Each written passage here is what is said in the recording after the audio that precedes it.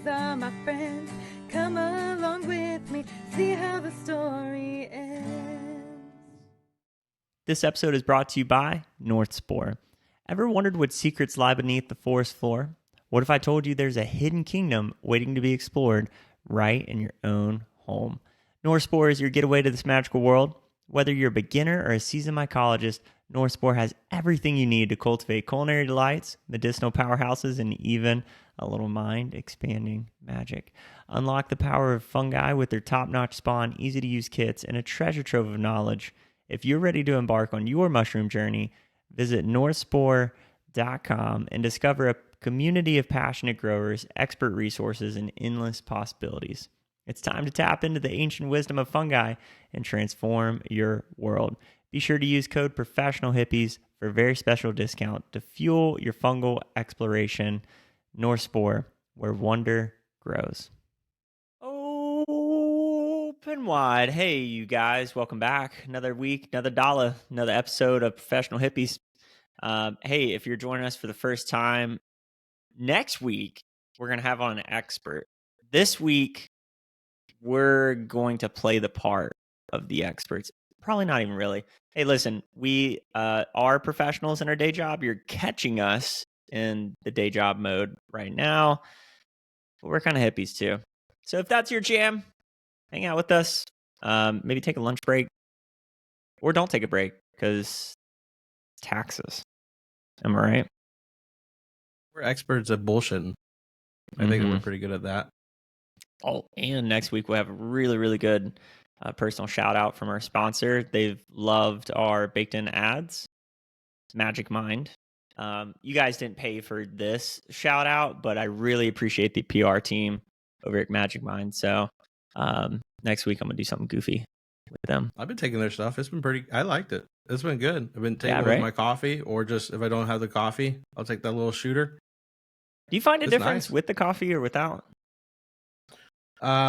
Maybe a little bit extra boost with the coffee, but nothing too crazy. I do find I go to the bathroom a lot better with the coffee and the shooter. Are you a religious coffee guy? The problem is I'm not religious on it, but if I get on the coffee train for the day, that train, it's got a long way to the caboose. Like there's gonna be a lot of coffee between the now and the end of the because I got my coffee here, and I'm typically like a one cup of coffee kind of guy. Like I nurse. If I get on the coffee train, it turns into a pot by then. Really, within a few hours. Yeah. Because how many milligrams of caffeine are in a cup of coffee? Like 50, 100. It's never enough. Yeah. You drink one and you're like, I need more. That's the problem. Like a Celsius, it gives you what you're after, but I can't help but feel like even if that's like the healthiest option, I'm like, there's no shot this is like good for my body. I don't think Celsius are that good for you from what I've been reading. Right? They're just as bad for you as all the other stuff.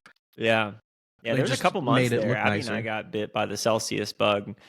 If Red Bull helps you grow wings, I think Celsius probably helps you grow like definitely kidney stones. The problem is you rotate them, right? If you get it, well, just flavors or brands. If you get on an energy kick or energy drink kick, you gotta I'll go Bang or Celsius. Those are kind of the like Monsters, Red Bulls, all those kind of things. Yeah. If I'm not drinking it with alcohol, it just makes me crash. Honestly, Celsius and Bang and don't. Yeah. But the other ones, yeah, they definitely the lemon do. Red Bull always seems to do good for me. I don't know why. The lemon? Yeah, the lemon one always like I don't feel too shitty afterwards.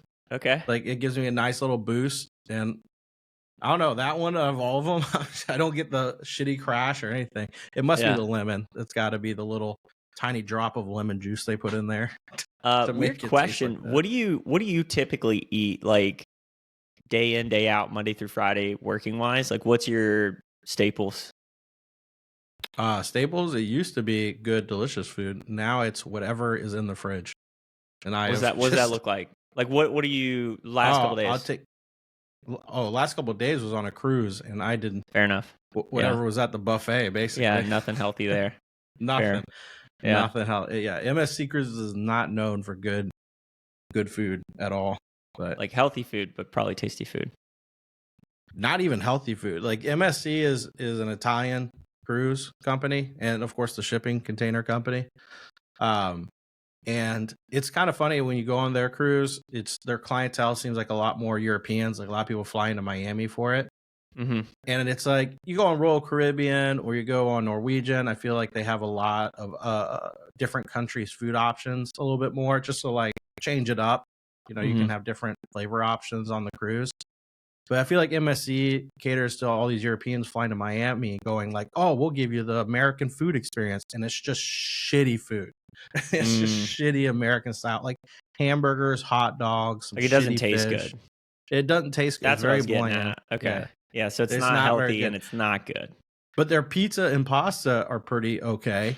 But I just think it's because everything else is so crappy. You finally just make it over to the pizza and pasta, and then it's an Italian cruise. They're like, I guess we have to make it a little good, you know? Yeah. Hearing pasta and pizza be like solid is not really what you want. But at the same time, like Abby and I paid $45 for a pizza and a Caesar salad. Pizza and a Caesar salad this weekend. It was delicious, but I was like, we paid $45 for like a large pizza and a salad. That's not inflation. It must be like a local pizza joint. It wasn't like a Papa John's, I'm guessing. It was just like a local. No, yeah, it was like I guess when we did our Monday morning quarterback breakdown on what went wrong there, the ambiance is what they sell the place for. You know, like you're supposed to like eat the pizza and it'd be like a really romantic environment. And I didn't see it when I walked in to grab the pizza. I was just like, cool, give me my order. I got a wife to tend to here. So, yeah, the MSC, going on the MSC cruise, the service is always pretty like meh, but it's meh just because of like going on Royal Caribbean and Carnival. I feel like they're a lot more energetic type of service there. Like they have a Carnival's supposed to be like the bottom of the barrel, though, right? Carnival, yeah. It is one of the best services I've ever had. And then we know a friend too that goes on all these cruises. Supposedly Carnival's been their new ships and their service has just been ramping up. They have a new company they go to for food. It's been getting a lot better. What's like the worst? What's the frontier of cruise ships? I would say probably MSC is probably like the worst for sure. Yeah.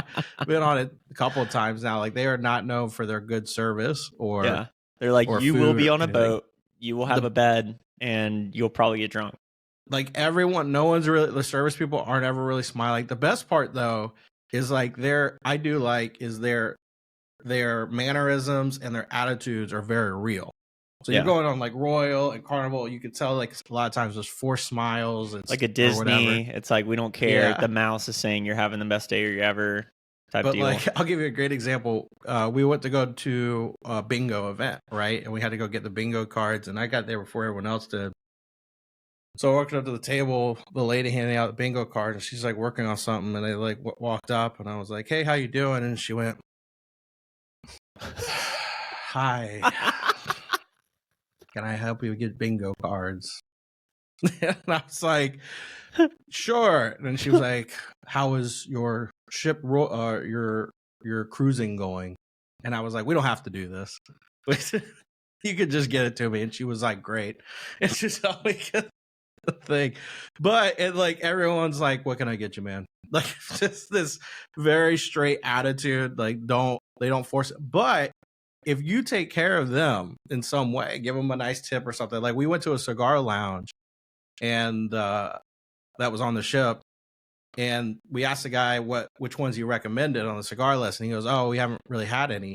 I haven't tried any of these before." And we were like, "What?" I was like, "Would you want to try one?" He was like, "You'd buy me one of these?" And he was like, "I can't smoke with you now because I'm working." And I go, "Dude, I wouldn't smoke it later." It's like, yeah, when you're off work. And then the rest of the time he was like, "What do you need?" Everything. Yeah. Like, here's free drinks, here's whatever. But that's nice. The first time we went on MSC, we were at like 4 a.m. We were getting pizza, and these two servers come up just like to chat with us, and they were like, they go, "Yeah, they don't really pay us very well here. It really is like slave labor working for this company." We're like, makes oh, really? sense. That's crazy. As I'm just like eating my pizza drunk. They're like, yeah, we're away for our family for like 6 months on this ship. It's not fun. You know, like, yeah, I'm like, well, dang, dude, that's crazy. But then, like, You're like, can I get it some kind of ranch? made more sense. It kind of made more sense with their attitude of just like how they're just like, oh, Is we're it like a on this cheap ship. cruise? Is that the shtick? Like you're not Yeah, paying a ton? it was definitely cheaper than some of the other ones for sure. But they're known for like, I mean, MSC is one of the largest, if not the largest, shipping company in the country, and their ships are like very beautiful, very nice, very well done. Like they have Swarovski staircases in the seaside one. Like they have oogles amount of money. Like they have their own private island, like the rest of them do. We went to, but just I guess because they are an international. It's not like they're Carnival. They started in Miami, and they're like, oh, we got to provide this. They like started in Italy. Yeah, and so they can go get service people from wherever. Pretty cheap. Like, nah, you're gonna work on this ship, and we'll pay you this amount to do it. But they're cool. The thing is, though, is like I kind of like that, and it's not like no one tips. Their clientele definitely. You're into the slave labor kind of vibe for sure. I'm into the slave labor kind of vibe when they're like it's very real attitudes. I don't have the Disney like fake smile because on Carnival and what is it? Carnival and Norwegian and those, their clienteles are more American. So a lot more Americans tip. The clientele on MSC is a lot more European, Eastern European, and tipping is not very well known. So like there's no extra step for them to go out of their way to incentive. Be like kinder or anything. They just are like, what do you need? Yeah, the only cruise I've been on, it happened to line up perfectly for like a Cutco trip. So I took it one way to the Bahamas, and what blew my mind is like while we were docked there, the entire time, which I guess this is normal, they had a fucking jewelry show going on the big screen while we're like partying in the pool. And I'm like, this is crushing the vibe. Like this Put is some like Shrek on something. Anything else, like a solid infomercial, not like this Ruby, text whatever number, like go talk to this person. I'm like, what are we doing? But I guess the other thing I learned on that trip too is that there's a lot of people that like older people that get excited about buying paintings and jewelry when they're on the cruises. Like that's very much a culture. Almost every cruise I've been on, I bought a painting. Yeah, I went to the art show and bought something. But they lost drunk, and I'm like, they lost their mind when I got off the ship because I had orchestrated it like a month in advance, and contacted Carnival. All of that was like, hey, I'm going to be getting off the vessel. So is there any declaration, custom stuff that I need to like declare ahead of time? And they're like, hey, this is definitely not a policy. And I'm like, yeah, but I also know that like you can't stop me from getting off the vessel. So like I'm trying to make this kosher ahead of time. And then they're like, wow, you really are forcing this issue. Okay. So it comes like 4 a.m. The ship's leaving at 5. I'm up with buddies all night. And then I was like, all right, I'm going to go stumble in my room. I already packed. I'm like stumbling off the ship. They're like, dude, like we're about to leave. And I'm like, that's why I'm getting off. They're like, no, like we will leave you. And I'm like, I hope so. Like I'm going, going to the resort. I'm going to Atlantis. And they're like, no, you can't do that. So they wake up the captain of the vessel. She comes down. She's like, let me guess, you're the guy that's getting off the vessel that emailed us like a month in advance. And I'm like, yeah, here's the printout emails. That's you saying it's okay. And she's like, how about this? Everybody that I told last night not to wake me up for, this guy, this scenario. I was like, so I'm good. She's like, you're so good. And then just turns around, proceeds to chew them out. And I'm like, see ya. All right. Remember what I told off last night? Yeah. Because they had like a whole security team trying to keep me on the vessel. They're like, no, you're just drunk. I'm like, it's not, no, it's yes. And I'm like, man, yeah, I'm drunk. How many times does that probably happen though, too? Just some drunk guy like, no, I'm deciding to stay. I'm like, I get where you guys are coming from, but like, I had the printed out emails. I'm like, look, they're like, all right, we will go wake up the captain. I'm like, all right, dude. That's on you. That's not on me. Like I tried. You're like, I'm the one leaving. I don't have to deal with them after this. That's you that's gonna deal with that. But the funny part too, that like I didn't have to go through customs, so I didn't really understand. I understand like why they, as like an organization, the people I was dealing with email chain wise, because I was technically like an illegal alien in the Bahamas because I didn't have a visa to be there. But I don't know how that works with like people are like, we don't, just get in here. Yeah, I was for sure wondering when I immigrated back to America what they were going to say, but turns out they more don't. Tax dollars here than most people. Just get in. That's fine. Yeah. Yeah, because when you look at like your passport book, which I got to get mine renewed, I've always wondered about that. I guess the stamp doesn't matter as much as the electronic tracking of where the citizens are, like seeing you leave and come back. Yeah. Right. Yeah. Yeah. So you had one chance just to disappear right there, and you didn't take it. You could have been gone. Yeah. Never heard back. Big Brother's probably watching like everything though. Maybe. It was kind of interesting coming back off the ship, and they didn't check passports. They had the screen facial ID, so they just scan your face, and they were like, all right, you're good to come back into America. Like, okay. When we were getting on the cruise though, because I snuck in some alcohol and like wine bottles or something, I don't remember what we did there. There was somebody that was just a couple people ahead of me that got caught with pot. So they were like, they thought it was cool, but it very much was not cool. And then I guess however that worked with, because they'd already boarded the vessel, they had to go to like the vessel jail and then ride that to Bahamas to get deported from there. Oh, they already joined. So I don't remember. It was just a clusterfuck because like while I was putting all my stuff back on, I remember them explaining to her, and she's like, can I just deal with this right back there? And they're like, because of the process that already started. I don't know, something weird. I just remember like, wow, that is, because it was not a lot of weed. Like they had it like in their hand. It was like a bowl and some weed. And they're like, yeah, this is, she's like, cool. Yeah, this is going to ruin the week, huh? They're like, oh, for sure. She's like, no one could be cool about this. Like, I can't just throw it away. We could just, there's water right there. We could just throw it into the water, let the fishies eat it. You know, like, because I've seen there was another girl on the cruise that like made a mention. We were at the bar or the pool or something and brought that up. And she was like, yeah, I said something about, she's like, yeah, I brought some weed on. I'm like, I brought weed on a cruise before. Yeah, it never seemed like pins are easy. Yeah. To get across. It was funny. The first cruise I went on was spring break years ago. We went on Carnival, and our cabin had snuck in a bunch of alcohol, and then we met our cabin next to us. It was a couple of guys on spring break from FSU, and they were like, "Yeah, all of our alcohol got out, but we got weed." And then we were just like, we want to do a little exchange. They were like, hell yeah. So we just partied with these FSU guys the whole time. They gave us their weed. We gave them some alcohol. Turned out to be a great trip. If I do another cruise though, like I think I will get the drink package, because drinking the same worth alcohol, it every time. It was not fun. Worth it every time. It's worth it just for the convenience of, I just have to give my card, swipe. I don't have to deal with signing anything every single time. And what was really cool was when I did want a really nice drink, like one of the nights I got Blue Label on there, the drink package, it'll take care of whatever the cost is, and then you just pay the difference for the drink. That's nice.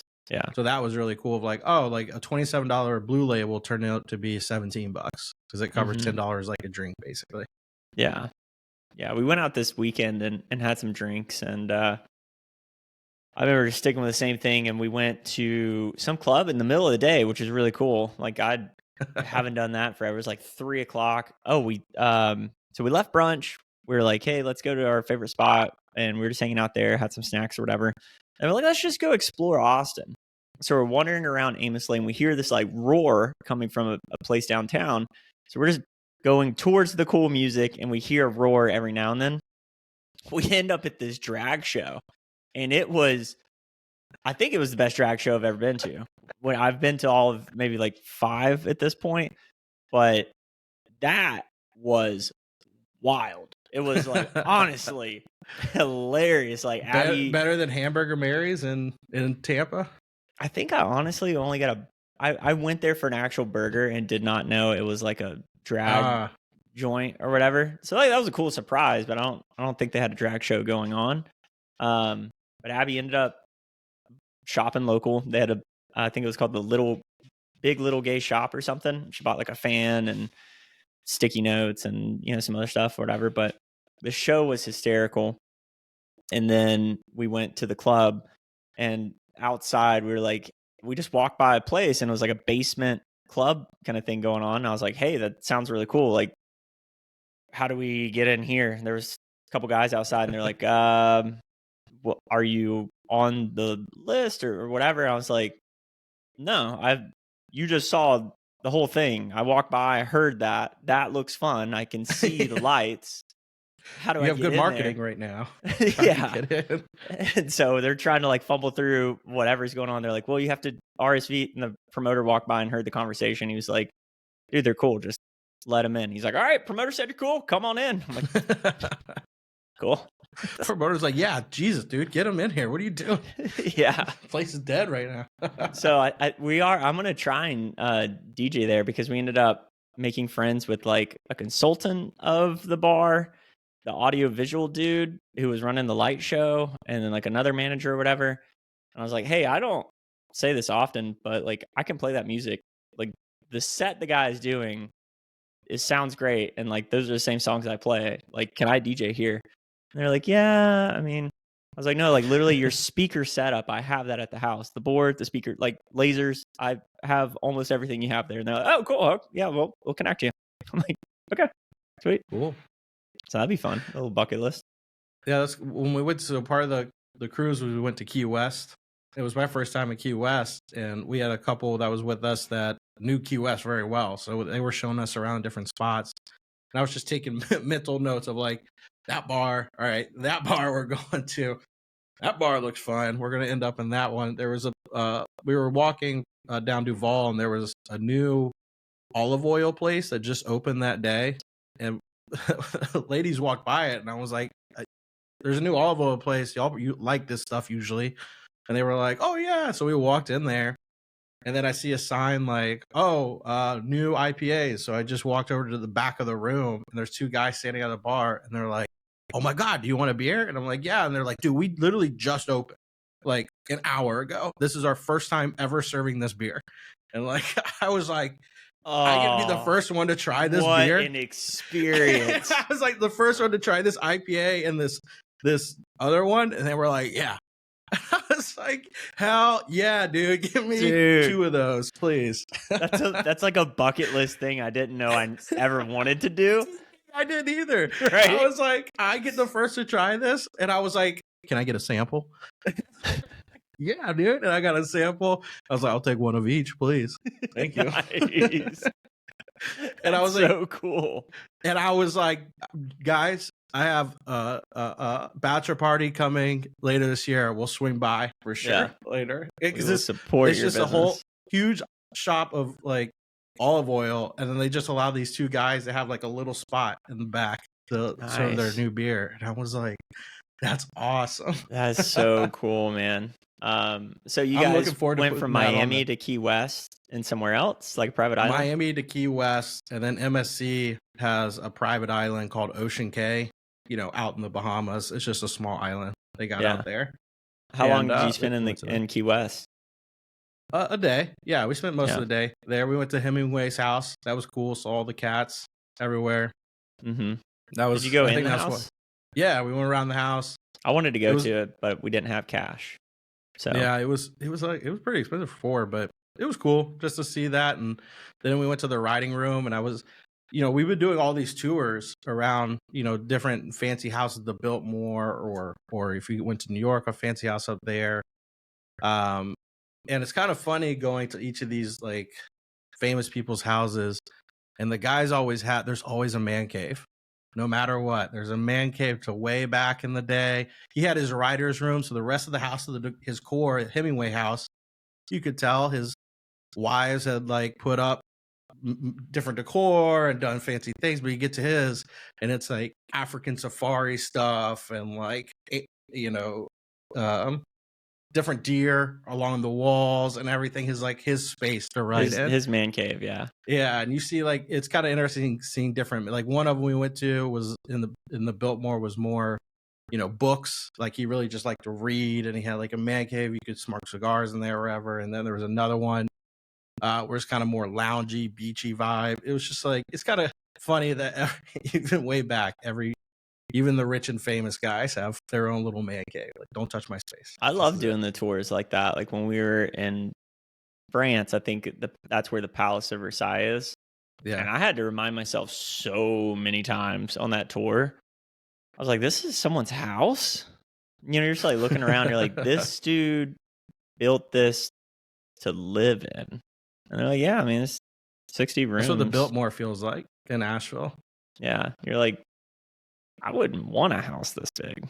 Like, I mean, I get it. You have staff and all that, but it's like, yeah, I don't know. It just feels like a fucking chore. You're just like walking forever to get somewhere, But what I thought was neat about that, I think the same thing too. Like this house is huge, a massive deal, and the property to maintain, but it's got to be like an architect's dream, right? Oh, yeah. Like you get your friends with this guy, and then you go to the architect, and the architect's like, "What's your budget?" And then you go to the architect, like, "Don't ever ask me that again."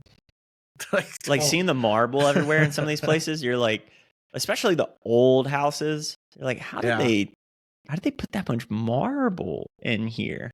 And then you begin to understand like why really expensive stuff all kind of has that similar antique marble granite type vibe. Because that's just literally the most expensive shit they could get their hand on. That's the most expensive stone. The most expensive thing that they could do. They're like, how do I make this $300 a square foot or $1,000 a square foot or whatever? And they're like, well, we can just go hack a mountain in half, and there's a quarry about 500 miles that way. No one's tapped into that one yet. We can do it. I know Jim. Jim owns the property. Yeah, I mean, some of it looks tacky. You're like purple granite, and then I got like this white ivory looking shit, and this like beige color. I'm like, this doesn't go together at all. They're like, no, you're missing the point. It's like that's gold, that's silver, and that's the gold of stone. So we just that's the version. Mash it together, and that looks like money. And the furniture always is like not comfortable type furniture, Yeah, you're like, I would want the most comfortable furniture possible. I like the pillow cloud couch shit and like lazy boy stuff everywhere. It's like that's what I want, Or that bed that Drake has. It's made out of horsehair. It's like $1 million bed or something. Like, give me that. Yeah. You're like, then you think like, well, what about like the machines that serve people? And you're like, those are called servants. They had those. Their housing is in the basement.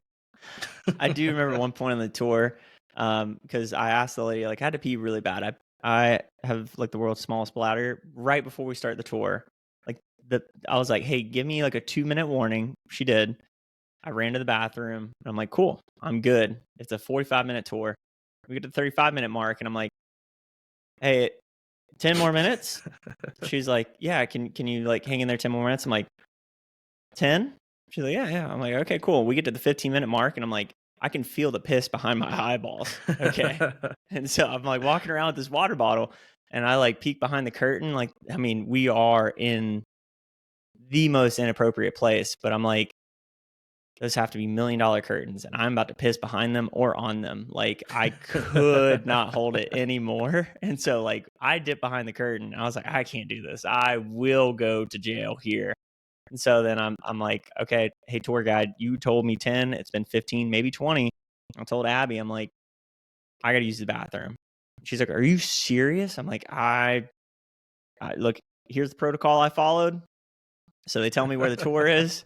And I sprint to the bathroom, and I'm trying to find the security guards. Like, what's going on, man? I'm like, bathroom. And he's like, no. I was like, no, I need the bathroom now. And he's like, all right there. Actually, use the employees. So I like run into the employees' bathroom, and then I lose the tour, and we have no cell service. So then I'm trying to track it down, and now the tour is in the garden of Versailles, and I'm like, holy shit, this place is like 100 acres wide. Like, where's my wife?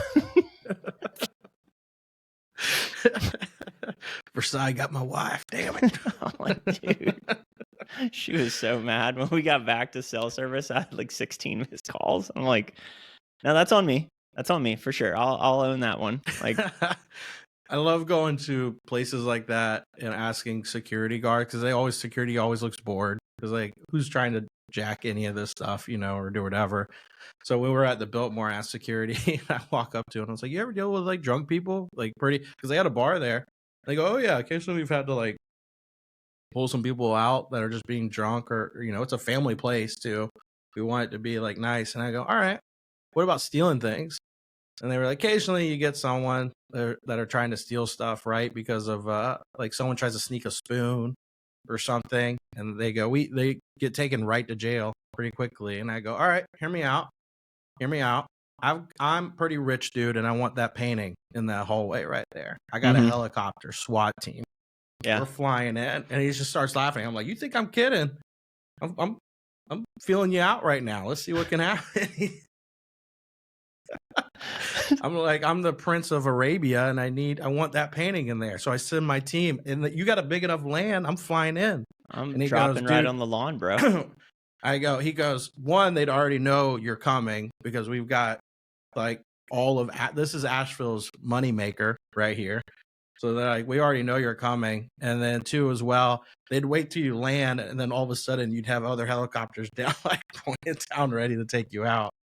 And I go, wow. And I go, okay, what happens when you get taken to jail here? He goes, if you get taken to jail because of the Biltmore problems, you are not treated very nicely in that jail, in Asheville's jail.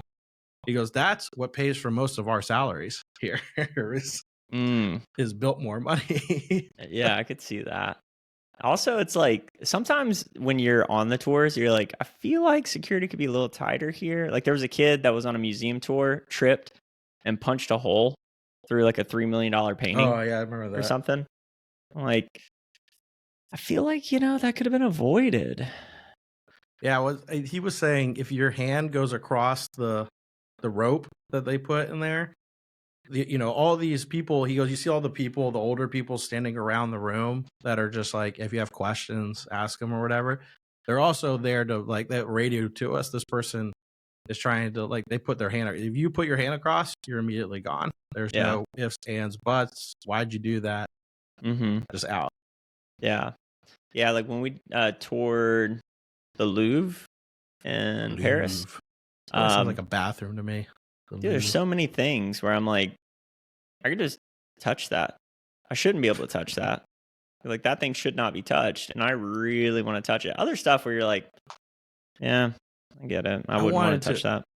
We were walking around a bit more, and I was like, same thing, all fancy stuff, all over. And I was like, there were so many paintings, different types of like trippy paintings and stuff. And I go, that would be awesome if like one time a year they were like, all right, you get a select group of people. Here's a tab of acid. Like, go walk around this place. Property. You have gardens. You have all this open space. All the different rooms look different. That would be amazing getting to do that. That was a cool part about, because thinking about like Trippy when I toured the Pope's house, the Basilica Square, or that's where he lives, whatever. We're in the Pope's house, and like you're going down this hallway, and the tour guide was pointing out, like, he was like, for this time period, like this is, I'm going to just say in our words, like this was the trippiest thing they could have done, because you see the paintings go from 2D to 3D. So they figured out how to add dimension into the paintings. And like that was the biggest flex that anyone could have in that era is like, yeah, your painting looks 2D. This is a 3-dimensional representation of a pear, like it's just the coolest thing. Or someone, if they got a pineapple, like that was the biggest flex because the pineapple had to come from so far away. That's why like the wood always had like pineapples on the top of the mantle or whatever. Yeah. Like rich it never changes. It takes different forms, but everyone's just always looking for like, what's the most ballin' thing that I can flex my wealth with, even the Pope. What if you went to the Pope's house and it just normally looks like a tour, but then you took some mushrooms and you just see like God bored just sitting there, and then he sees you see him, and he's like, finally somebody did what I've been told everyone, do the mushrooms, come to the house. The thing I didn't love about the Pope's house was just like all the people, man. Because it's a pilgrimage for like, especially if you're Catholic, it's like a big deal, and you're just like crammed in with people, and you're like, oh yeah, I see where was it Michelangelo? I think he was the dude forced for 7 years to lay on his back painting the roof that he didn't want to paint. Yeah. He got lead poisoning in one of his eyes. He didn't want to do it, and so the joke is he drew penises on everybody because he didn't want to do it anyways. He didn't want to do it, and so the Pope forced his hand by sieging the city of Florence and said, everyone's going to starve unless you come voluntarily paint this for me. And so he's voluntarily too. Got it. Okay. Yeah. So yeah, imagine going blind and want. He's like, you know what? Yeah. So you see like all the big anacondas or whatever, like eating the dick of whoever. And he's like, no, that's the devil trying to get him. He's like, no, actually, fuck you guys. Like, this sucks. Fuck you guys. It's actually you, the Pope, right? Yeah. But history's cool, man. I love doing those tours because you, I don't know, like that. I think that's kind of like our thing. Like, I love just learning. It's like, what was interesting to these people at this time? Because I wonder, like, what are people going to think 100, 400, 500 years from now about us? But we don't build things the same way. Like now with metal and the materials that we use, I wonder if like the stuff that we're kind of idolizing now, like the buildings we build or like the art, like all of it's like kind of electronic. Like how does that 500 years from now, how's that celebrated or look back on? Like, I don't know. That's the question of that they always say about what if that's what happened long time ago anyways, before we got wiped out. What if they were kind of living the same artificial type life, and the only things that have survived are things like the pyramid, a few things that were built from stone. You know, we've got tons of stone statues. You know, that might be the only thing. What they always say is like, when, you know, thousands of years from now, they're going to find Disneyland and be like, the fuck was this mouse? Or God, we worshipped the mouse. Like, look at this land. Like, they had a whole castle built for this dude. Because that's a good point. Actually, they just find all these like rides and everything. They're like, this is. Or Mount Rushmore. Think about that one. Like or Mount 500 years from now, like America falls in 200 years, history gets erased. They're gonna be like, those were the guys, huh? Those were the guys. Like, because that shit's gonna be around for a minute. Mount Rushmore. Yeah, well, they're building another one, kind of similar idea up the road from Mount Rushmore. It's in regards to a Native American chief, and he's like on a horse pointing, and they're building it. They're not going to expect it to be done for like another 30, 40 years. And they're working on a kind of similar idea. Aren't they supposed to finish the church in Spain, the 200-year church? I think that's going to be done in the next couple of years. Yeah, actually, because it takes like 100 years each pillar they were doing. Yeah, because it's all handmade. Yeah, I got to see that when I was in Barcelona. That was really cool. But you're just like, 200 years, huh? Feels like we could have done it faster. There's not more chiselers that could have done that. I mean, definitely 100 years ago. I know you guys got money. Like, you're building that. It's like they're like, we have money, but you know, it's up to the tithes that come in, the 10%. And I could totally be wrong, but there was a church that caught on fire. I don't know if it was that one. I don't think it was. Oh no, that was I know what you're talking about. The famous big famous church, right? Huge thing. The roof caved in. Yeah. They're like, how did that catch fire? Yeah. And then the amount of money that got raised so quickly. I mean, it was hundreds of millions of dollars got raised like seemingly within like a week. And it's like, couldn't that be done for like real charitable projects? I mean, like, hear me out. I think the house of God's important for sure. I think that was because rich people were like, this is a quick way to forgive my sins. Just giving money to this church. All this money. Be like, oh, here's $1 million. That seems like it'll save a lot. Well, we're in the Pope's house. the tour guide pulled me aside because I kept making like sly remarks. Nothing, I wasn't appreciating, enjoying it or whatever. But then I was like, I think at the beginning I told him, I was like, hey man, if you could just tell me like some dark shit here and there, like that's what I'm here for too. And he's like, I got you, bro.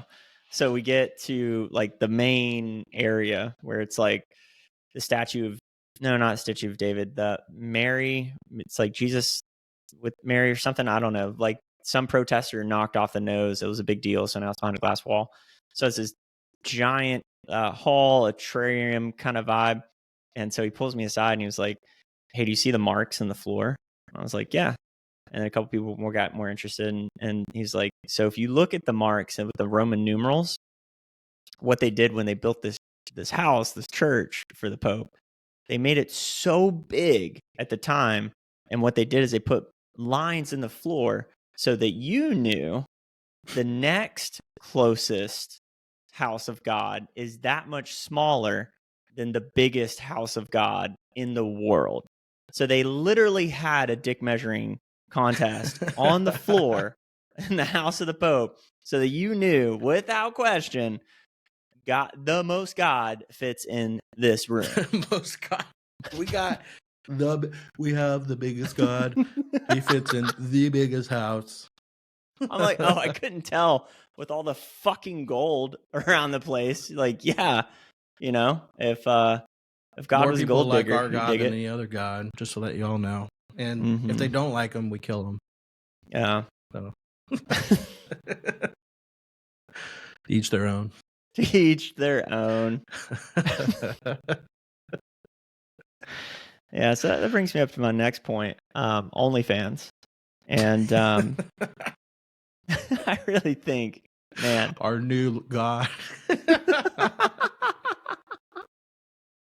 No, what we were talking about before the show, that was like, oh man, that's just something I'm curious about. I got a buddy from high school that looks like he's going the whole trans route.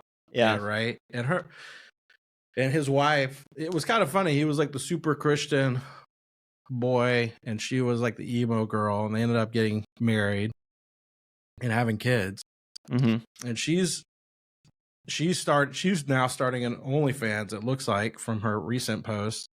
And he's going like a trans route, and they're still together. Just funny, just seeing, like, he was the super, like, he got valedictorian in school because he was more Christian than I was at the Christian school. I was getting straight A's, 4.0. I was about to graduate with my AA while graduating high school and doing, like, I was captain of my football. I was doing all this stuff. I was getting Eagle Scout and everything.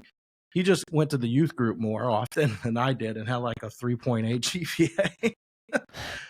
And then just because he did more Christian stuff at that Christian school than I did, he got that. And it's just funny now he's doing, he's doing the transfer. Yeah, which it's so funny. I mean, more not power a bad to thing, him. Of course. More power to him to doing it. But I'm just like now watching this, and I'm like, so you're cool with your wife doing the OnlyFans thing now, huh? I haven't talked to him, but just being like, oh, all right.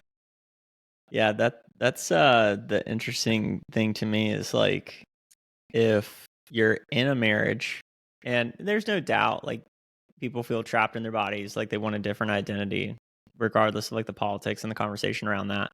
I'm just curious around when that happens, the dynamic between the relationship, like because it's going to be all over the place. Like some women might be even more excited that now they get a gal pal, assuming they don't get reassignment surgery. They get like a girlfriend and they still have like the dude parts going on. Yeah. The other camp, I'm sure they're just like, all right, yeah, this isn't going to work because of what I don't need. But like, like you still have the do part, but now you have the guy, like you don't have, because at some point in a relationship, I feel like too, like I've definitely become more like bro-ish to Christy, but also being like, I'm a good loving husband, but also being like, hey, I'm going to, whatever, hey, what's up? High five. Yeah. Abby and I were talking about that. I think last night we were like, we're not too friendly, are we? I was like, I don't think so. But like the deeper you get in a relationship, for sure, you you have to remember to be romantic. Like you have Of to course, like yeah. have the intention of like, yeah, like this isn't my homie, this is my wife. Like I Yeah. need to make her feel special. And then other times you're just walking by and you're like, hey, credit or debit, and you just give them the swipe and you're like, what's up? What's good? What's Yeah. cracking?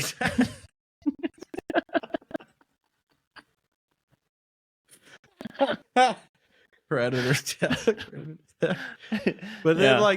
but then I see what you're saying too. Like, all right, they become the gal pal, dude. But wouldn't that kind of get annoying after a little while? You're like, I kind of want the husband part, you know, because that's what they got married originally for. But I don't know. Maybe there was they a enjoy Jordan Peterson type person that I saw like a TikTok on, maybe of talking about divorce rates for women, and I guess they're like a good bit higher. Because I think the conversation was around the divorce rate that said 50% of people get divorced. He's like, yeah, and by the way, if you break that out, if they make household income less than I think 80,000, it's like 70 or 80% of those people get divorced. If they make above 100 or 120,000 combined income, it like drops to like 30%. If it's the second marriage, it goes up again. So like when you break out the data, it makes a lot more sense. And then you have enough money to make boys or girls trips to get away for a bit. Dude, when you just have money, like you remember the feeling, like we were in that. Abby and I were in that position, you know, where it's just like, dude, money just, if you don't have enough to like not worry about the bills, leaving the lights on, it just creates friction everywhere in your life. You can't escape it. It's just when you don't have like the ability to just like freely not worry. Yeah. I feel like too that it creates friction because you each know you have to give up some things, but what you have to give up is different for each. Yeah.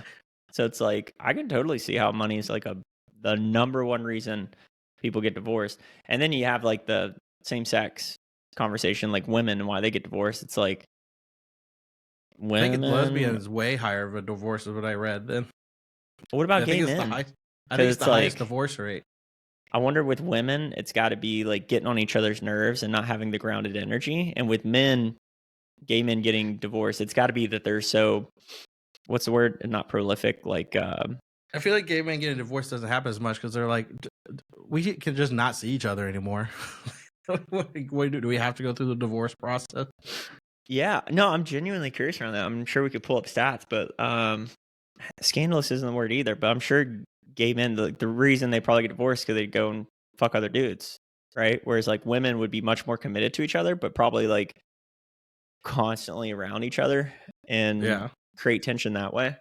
I had a gay trainer at my gym, and I'd ask him all these kind of questions. I'm like, hey, I've always wanted to ask some gay dude about this stuff, and any gay friends I've had, they've inevitably tried to fuck me, and then I'm like, this isn't like, now I'm drunk and I feel uncomfortable. We can't be friends anymore. Like I can't just pass out in a ditch somewhere and not worry, you know?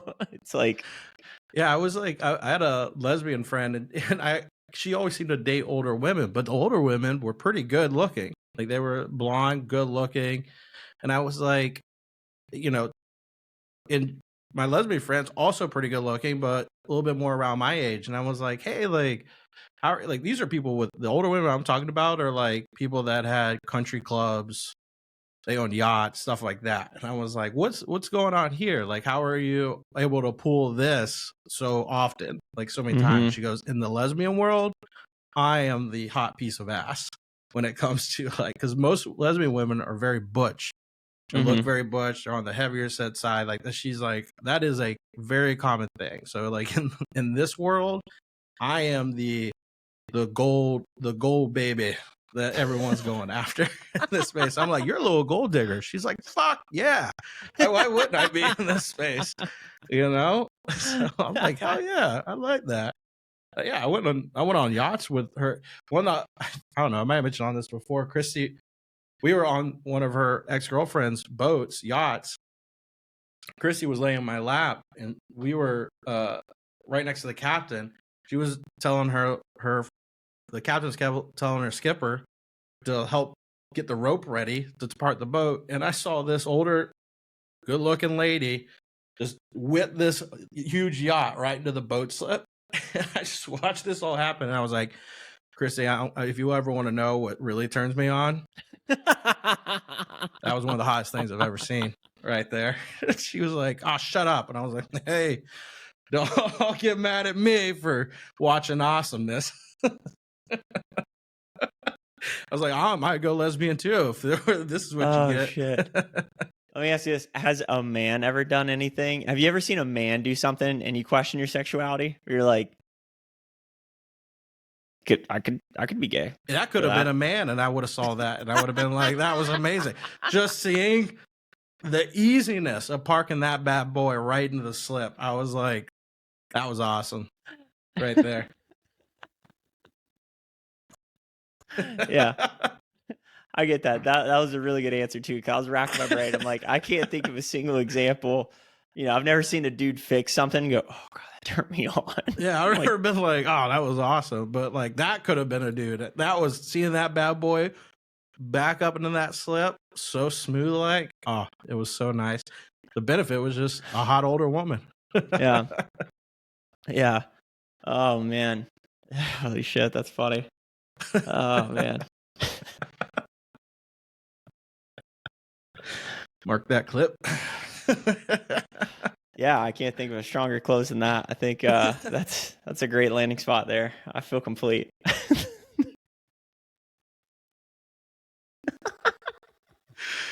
If you ever want, if you guys listen, if you ever want to turn Dylon on, feel free Back to your yacht right into a slip, baby. Send your hottest, wettest clips of you backing in a boat into a slip. While backwards. Just yeah.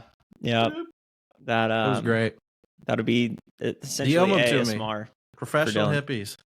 Right on Send it on Instagram over. or TikTok. Anything. Holy We'll shit, post that's them. funny. All right. Well, next week, guys, we have Amar Assad coming on, and he has a ton of experience in the business world. Has built multiple businesses. Currently, is the owner of several franchises, and we're really appreciative of the opportunity to have him on. And so next week will be a little bit more business conversation, and he's just an awesome dude. So hopefully you guys tune in for that. If you enjoyed this episode, feel free to give us a review, and we'll see you guys next week. Peace.